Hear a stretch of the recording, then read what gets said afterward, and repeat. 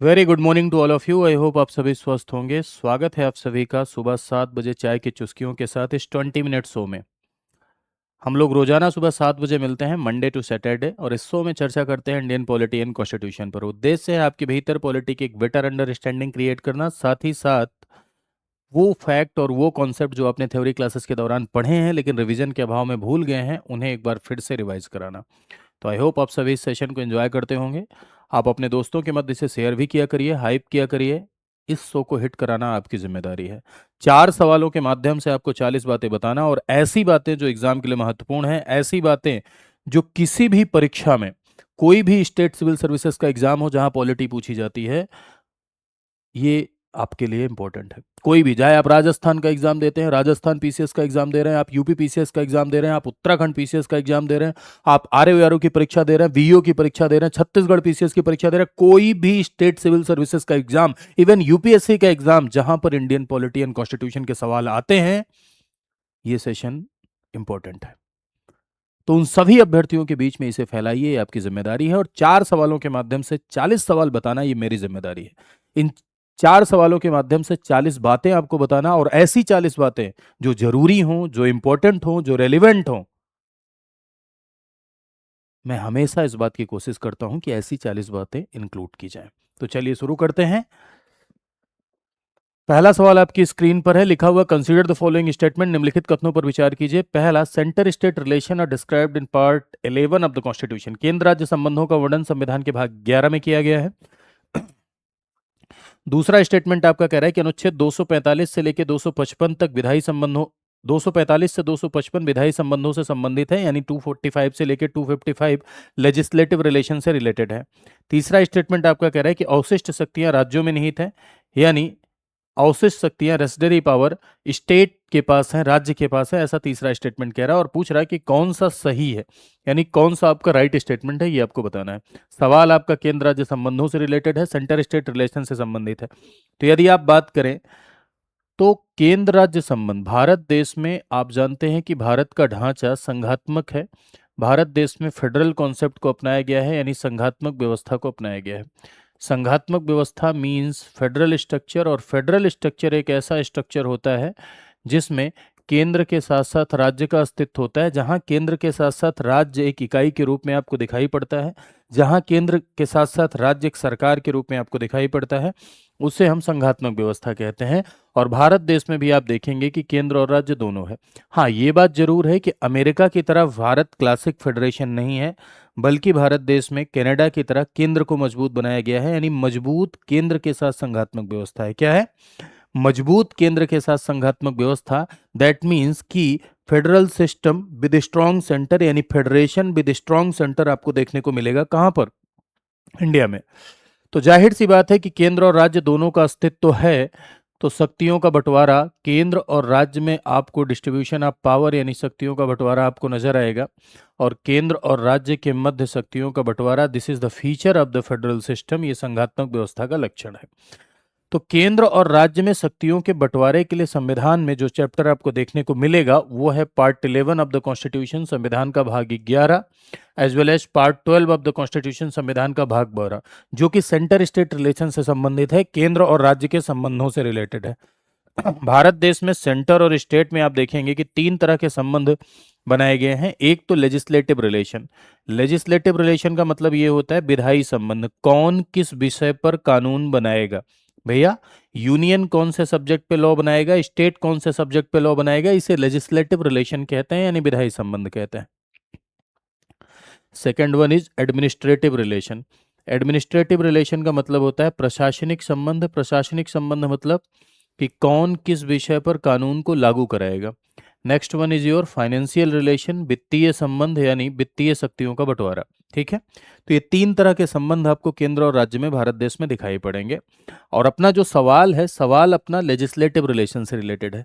लिखा हुआ है केंद्र राज्य संबंध का वर्णन संविधान के भाग 11 में किया गया है, ये बात बिल्कुल ठीक है। 245 से 255 तक लेजिस्लेटिव रिलेशन, जी हाँ, विधायी संबंधों की यदि आप बात करें तो ये इंडियन कॉन्स्टिट्यूशन में 245 से लेकर 255 तक है। विधायी विषयों के बंटवारे को जो आर्टिकल डील करता है वो आर्टिकल है आर्टिकल 246 ऑफ द कॉन्स्टिट्यूशन, 246। ठीक है, विधायी संबंधों के बंटवारे को 246 डील करता है, और विधायी संबंधों के बंटवारे के लिए जो विषय निर्धारित किए गए हैं कि कौन किस विषय पर लॉ बनाएगा, वो आपको देखने को मिलेगा 7वीं अनुसूची में। यानी 7th schedule of the constitution, संविधान की 7वीं अनुसूची लिस्ट के बारे में बातचीत करती है। यूनियन लिस्ट, यूनियन लिस्ट का मतलब संघ सूची। संघ सूची में जो विषय दिए गए हैं, इन विषयों पर कानून बनाने की शक्ति संघ की होती है, यानी यूनियन की है। यूनियन इस पे लॉ बनाता है संघ सूची के विषय पर। कौन से सब्जेक्ट इसमें होते हैं? तो ऐसे सब्जेक्ट मेरे भाइयों जो राष्ट्रीय महत्व के हैं, यानी ऐसे सब्जेक्ट जो नेशनल इंपॉर्टेंस के हैं, जो राष्ट्रीय महत्व के हैं, वो कहाँ रखे जाते हैं? वो यूनियन लिस्ट में रखे जाते हैं, यानी संघ सूची में रखे जाते हैं। ठीक है। नेक्स्ट है आपका स्टेट लिस्ट। स्टेट लिस्ट का मतलब राज्य सूची। ऐसे विषय मेरे भाई, राज्य सूची, ऐसे विषय जो रीजनल इंपॉर्टेंस के हैं, ऐसे विषय जो क्षेत्रीय महत्व के हैं, क्षेत्रीय महत्व के हैं, दैट मीन्स कि रीजनल इंपॉर्टेंस के हैं, वो राज्य सूची में आपको दिखाई पड़ेंगे। Next one is your concurrent list. Concurrent list का मतलब होता है समवर्ती सूची। ठीक है। समवर्ती सूची यानी ऐसे विषय मेरे भाई जो राष्ट्रीय महत्व के साथ साथ क्षेत्रीय महत्व के लिए भी है, यानी रीजनल इंटरेस्ट और नेशनल इंटरेस्ट दोनों के लिए हैं, वो समवर्ती सूची में आपको नजर आएंगे। राज्य सूची के विषय पर कानून बनाने का अधिकार स्टेट का, यानी राज्य विधानमंडल का है। कंकरेंट लिस्ट पर लॉ बनाने का अधिकार स्टेट प्लस सेंटर दोनों का है। और यूनियन लिस्ट पर कानून बनाने का अधिकार सेंटर का, यूनियन का या पार्लियामेंट का है। ठीक है। जब संविधान बना तब अगर आप देखेंगे तो इसमें विषयों की संख्या थी 97, इसमें 97 थी, और इसमें कितना था? इसमें 66, और इसमें आपका 47। लेकिन आज अगर आप देखेंगे तो ये 97 प्रविष्टियां आज भी हैं। ऐसा नहीं है कि प्रविष्टियां चेंज हो गई, लेकिन इसमें बीच बीच में बदलाव हुए हैं। ठीक है, कुछ चीज़ें ऐड हुई हैं।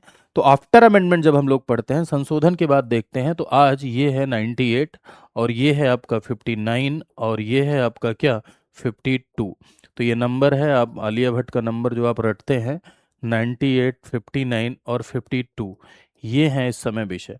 लोग ये रट के बैठे हुए हैं 100, 61, 52। ठीक है, ये चेंज हो गया है, ध्यान रखिएगा, जज्बाती होने की जरूरत नहीं है, एक बात को समझिएगा। ठीक है। तो ये है विषयों का बंटवारा। अब ऐसे विषय जो इन तीनों में न हो, उन्हें हम रिमेनिंग सब्जेक्ट कहते हैं, यानी उन्हें हम बचे हुए विषय कहते हैं। अब भाई साइबर ही नहीं था उस समय जब संविधान लागू हुआ, तो साइबर क्राइम कहाँ से होगा? कुछ ऐसे विषय होते हैं जो परिवर्तन के साथ निकल कर सामने आते हैं। एक समय था कि आप चिट्ठी भेजते थे, पकड़ी जाती थी तो लाठी खाते थे। एक समय है आप मिसयू भेजते हैं, इधर से उधर से ब्लॉक होते हैं। तो देखिए कितना परिवर्तन है। तो परिवर्तन के हिसाब से नियम भी बदलते हैं, परिवर्तन के हिसाब से नई चीज़ें भी आती हैं। तो नई चीज़ें परिवर्तन के हिसाब से आती हैं, तो जो नए विषय उभर के आएंगे उस पर कानून बनाने की शक्ति किसकी होगी? तो नए विषयों पर लॉ बनाने की शक्ति, यानी रेसिडरी सब्जेक्ट पर लॉ बनाने की शक्ति किसकी होती है? भारत देश में केंद्र की है। अमेरिका में राज्य के पास होती है अवशिष्ट विषय, लेकिन भारत में यदि आप बात करेंगे तो अनुच्छेद 248 ये कहता है कि अवशिष्ट विषयों पर कानून बनाने की शक्ति संसद की होगी, यानी पार्लियामेंट की होगी। केंद्र राज्य संबंधों का वर्णन भाग 11 में किया गया है, सही लिखा है, ये भी सही लिखा हुआ है।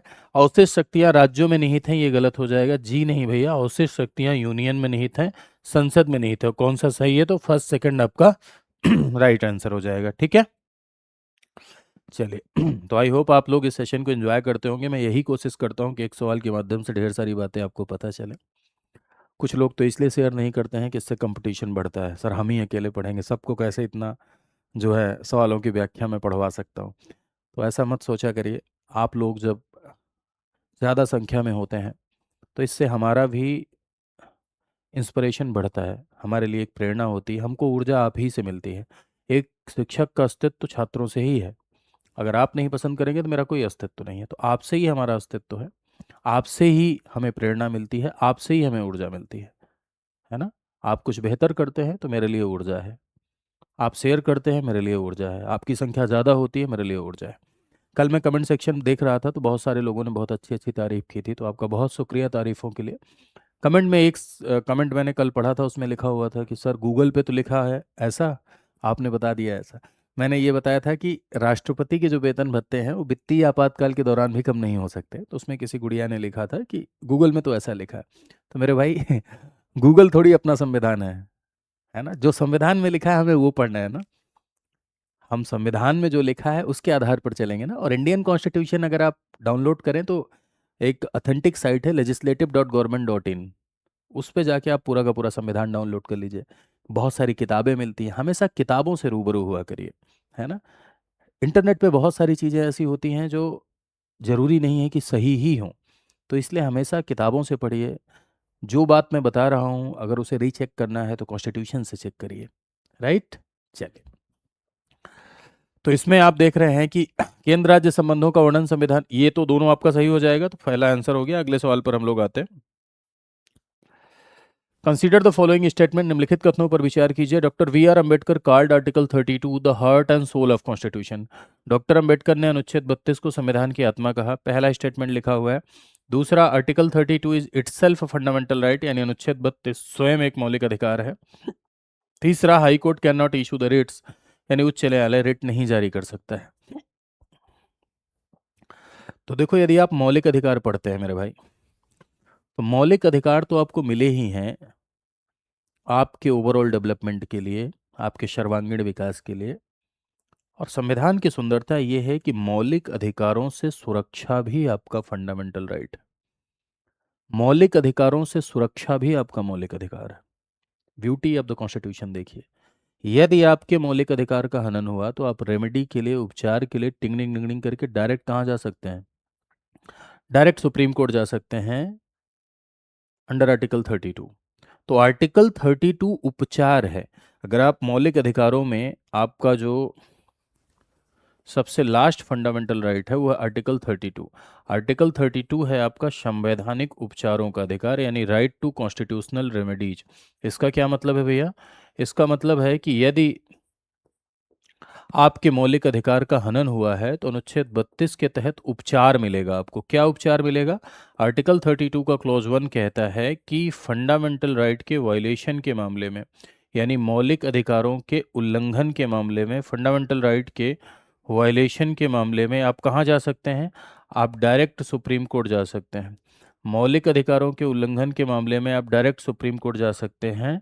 ठीक, डायरेक्ट सुप्रीम कोर्ट जब आप जाएंगे तो आपके मौलिक अधिकारों का उल्लंघन हुआ है या नहीं हुआ, सुप्रीम कोर्ट इस बात को क्या करेगा? एग्जामिन करेगा। If actually your fundamental rights are violating, यदि सच में आपके मौलिक अधिकार का उल्लंघन हुआ है तो सुप्रीम कोर्ट आपके मौलिक अधिकारों को इन्फोर्स कराने के लिए रिट जारी करता है। व्हाट इज रिट भैया?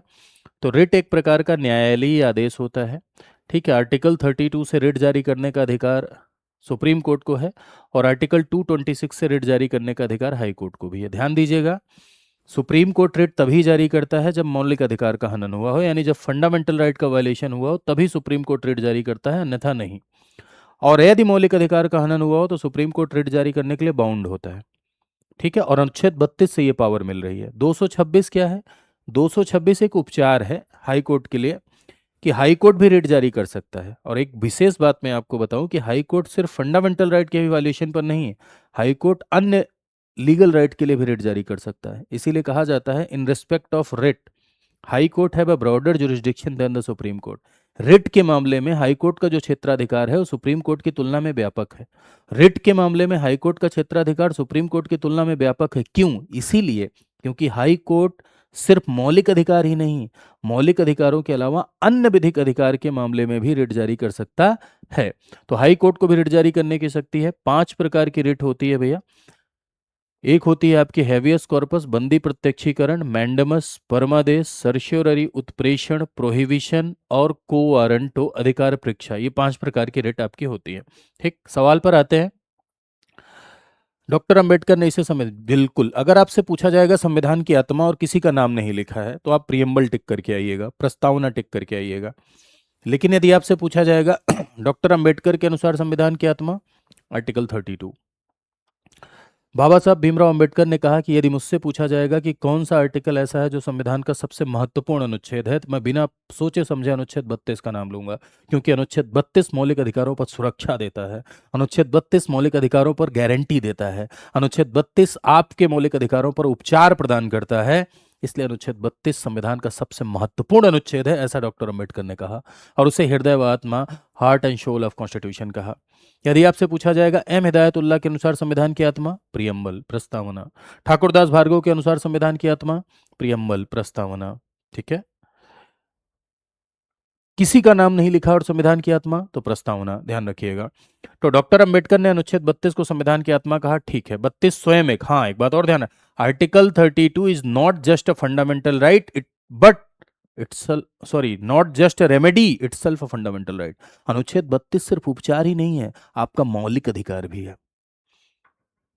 इसीलिए मौलिक अधिकारों के हनन के मामले में सुप्रीम कोर्ट रिट जारी करने के लिए बाध्य होती है, ठीक है। तो ये भी सही, high court can not issue, भैया गलत हो जाएगा, हाई कोर्ट को भी रिट जारी करने की शक्ति है अनुच्छेद 226 से, ठीक है। तो पहला दूसरा दोनों इसमें क्या है, आपका राइट आंसर है। अगले सवाल पर आते हैं। अगला सवाल, निम्नलिखित कथनों पर विचार कीजिए। Article 256 to 263 deal with administrative relation. 256 से 263 प्रशासनिक संबंधों से संबंधित है। केंद्र संघीय कानूनों के अनुपालन हेतु राज्यों को निर्देश दे सकता है। अंतर्राज्यीय परिषद का उल्लेख 262 में है। इंटर स्टेट काउंसिल का उद्देश्य का उल्लेख इंटर स्टेट काउंसिल 262 में मेंशन है। बताएं। तो देखिए भैया, ये भी केंद्र राज्य संबंध से रिलेटेड है। जैसे अभी हम लोगों ने पढ़ा था 245 से 255 तक क्या है, लेजिस्लेटिव रिलेशन, वैसे ही 256 से लेके 263 तक एडमिनिस्ट्रेटिव रिलेशन है, प्रशासनिक संबंध है। कौन किस विषय पर कानून को लागू कराएगा। जैसे संघ सूची के विषय पर कानून बनाने का अधिकार यूनियन का है, तो लागू कराने का अधिकार भी यूनियन का होगा। स्टेट लिस्ट के सब्जेक्ट पर लॉ एग्जीक्यूशन की पावर स्टेट की होगी। कंकरेंट लिस्ट के सब्जेक्ट पर लॉ एग्जीक्यूशन की पावर स्टेट प्लस सेंटर दोनों की होगी, ठीक है। तो ये पहला स्टेटमेंट आपका सही है। अब देखो, केंद्र क्या संघीय कानूनों के अनुपालन, कोई केंद्र के कानूनों का पालन राज्य या राज्यों की सीमा में हो, इसके लिए क्या केंद्र राज्यों को इंस्ट्रक्शन दे सकता है? जी हाँ, केंद्र राज्यों को यूनियन लॉज के इम्प्लीमेंटेशन के लिए निर्देश दे सकता है। ये बात बिल्कुल सही लिखी हुई है, ठीक है। इंटर स्टेट काउंसिल, देखो इंटर स्टेट काउंसिल क्या है, तो अंतर्राज्यीय परिषद का नाम यदि आप लोगों ने सुना होगा, आईएससी। ये एक कॉन्स्टिट्यूशनल बॉडी है। अनुच्छेद 263 के तहत इसका गठन किसके द्वारा होता है, इसका कॉन्स्टिट्यूशन यानी इसका गठन बाई प्रेसिडेंट होता है, राष्ट्रपति के द्वारा होता है। ये एक नॉन परमानेंट कॉन्स्टिट्यूशनल बॉडी है, संवैधानिक निकाय है। उद्देश्य है केंद्र और राज्य के मध्य समन्वय स्थापित करना, केंद्र और राज्य के मध्य सहयोग की भावना को स्थापित करने के लिए, यानी एक तरीके से देखा जाए तो सहकारी संघवाद, कोऑपरेटिव फेडरलिज्म को इंश्योर करने के लिए। सहकारी संघवाद मतलब समझते हैं, एक ऐसा संघवाद जहां केंद्र और राज्य आपस में मिलजुल कर चलें, एक ऐसा संघवाद जहां केंद्र और राज्य सहयोग की भावना से चलें, उसे सहकारी संघवाद कहते हैं।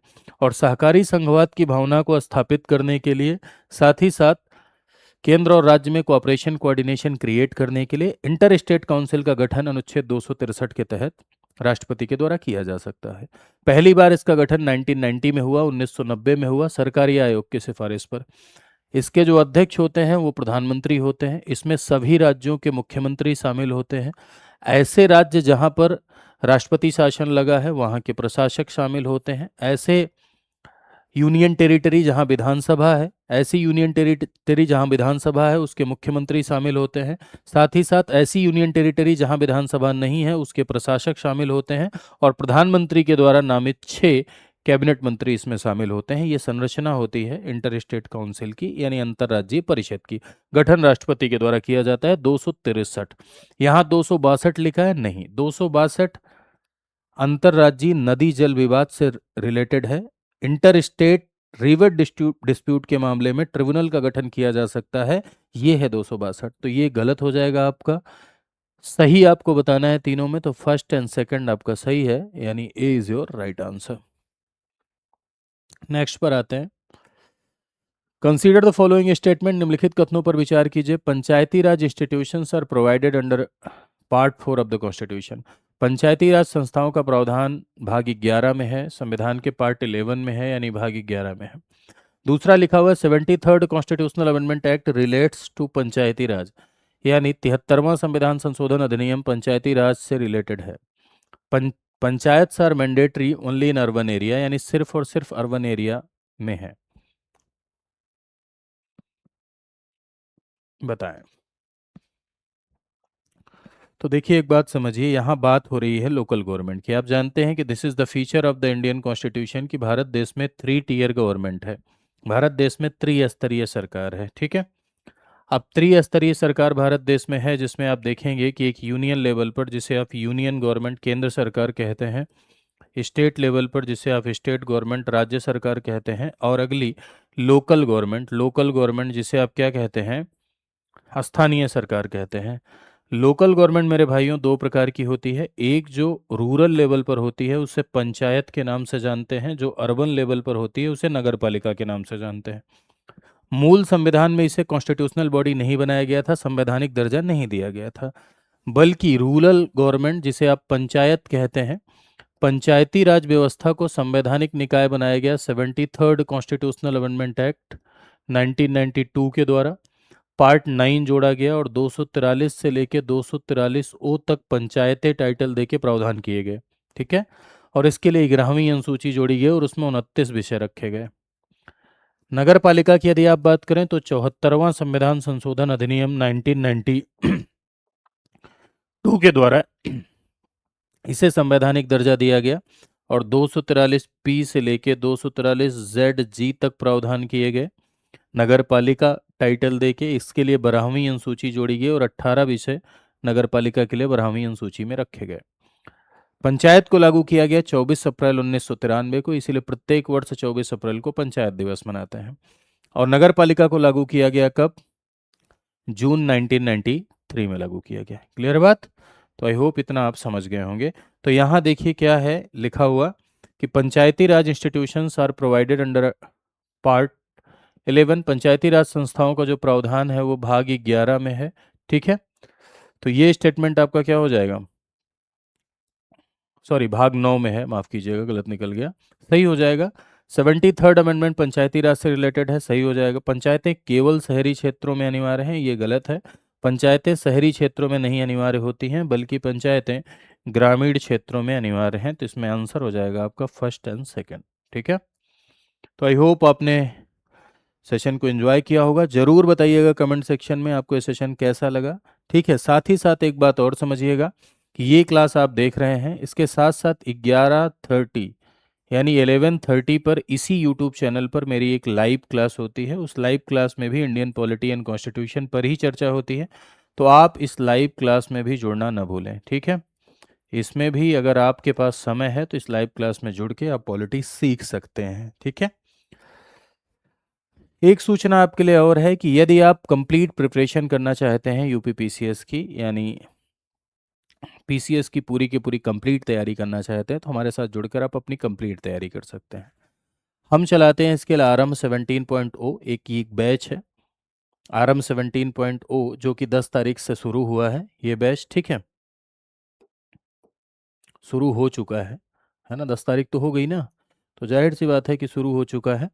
ये एक ऐसा बैच है जिसमें प्री मेंस इंटरव्यू तीनों की तैयारी कराई जाती है। प्री और मेंस का पूरा सिलेबस पढ़ाया जाता है लाइव। प्री मेंस का पूरा सिलेबस लाइव पढ़ाया जाता है और इंटरव्यू गाइडेंस प्रोग्राम फ्री दिया जाता है। अब आप लोग सोच रहे होंगे कैसे पूरा लाइव पढ़ाया जाता है प्री मेंस का सिलेबस। तो हम 1100 प्लस घंटे की क्लासेज इसमें चलती हैं और लाइव चलती हैं। जो भी सिलेबस है वो पूरा का पूरा 1100 प्लस घंटे की क्लासेस लाइव चलती हैं, पूरा लाइव सिलेबस कवर कराया जाता है, ठीक। इसके साथ ही साथ इंटरव्यू गाइडेंस प्रोग्राम आपको फ्री मिलता है। सही दिशा चाहिए तैयारी करने के लिए तो मेंटोर भी आपको उपलब्ध कराए जाते हैं। 2 साल की वैलिडिटी होती है। करंट अफेयर की मैगजीन भी आपको दी जाती है। ये 5 फीचर यानी 2 साल की validity, current affair magazine, mentor, 1100 plus घंटे की क्लासेस, इंटरव्यू गाइडेंस प्रोग्राम, ये 5 फीचर आपको गोल्ड में मिलते हैं, जो कि इस समय 11,999 का पड़ेगा अगर आप ये कोड लगा देंगे VEL लाइव। जो कोड पहले से लगा है उसको हटा के ये कोड अगर आप लगा देंगे तो। ये प्लेटिनम क्या है?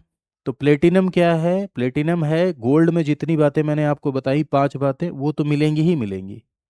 उसके साथ एक फाउंडेशन कोर्स, एक एनसीईआरटी का कोर्स, एक प्री का क्रैश कोर्स, एक मेंस का क्रैश कोर्स, एक आंसर राइटिंग कोर्स और किताबें आपके घर, और 4 साल की वैलिडिटी। ये 7 एक्स्ट्रा फीचर मिलेंगे प्लेटिनम में।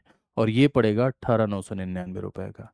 कैसे इनरोल कर सकते हैं, ज़्यादा जानकारी कैसे ले सकते हैं, जाइए स्टडी आई क्यू पर, गूगल पे लिखिए स्टडी आई क्यू, ये वेबसाइट ओपन होके आएगी www.studyIQ.com, क्लिक कर दीजिए। क्लिक करने के बाद आप देखेंगे कि यहाँ पर स्टेट पीसीएस लिखा है, स्टेट पीसीएस पे क्लिक करिए, उत्तर प्रदेश पे क्लिक करिए, आरंभ 17.0 पे क्लिक कर दीजिए। यहाँ जाएंगे, गोल्ड और फीचर दोनों के यहाँ फीचर लिखे हुए हैं, फीचर पढ़िए। ज़्यादा जानकारी के लिए डाउनलोड कर लीजिए और पूरा का पूरा डिटेल समझिए कोर्स के बारे में, पूरा का पूरा शेड्यूल समझिए।